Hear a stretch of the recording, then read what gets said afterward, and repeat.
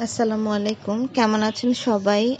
তো অঙ্কটা হচ্ছে কে এর মান কত হলে x square minus thrice x plus 2 plus k সমান সমান 0 হবে এবং সমীকরণের একটা উৎপাদক হচ্ছে এক্স মাইনাস 3 হবে আর কি।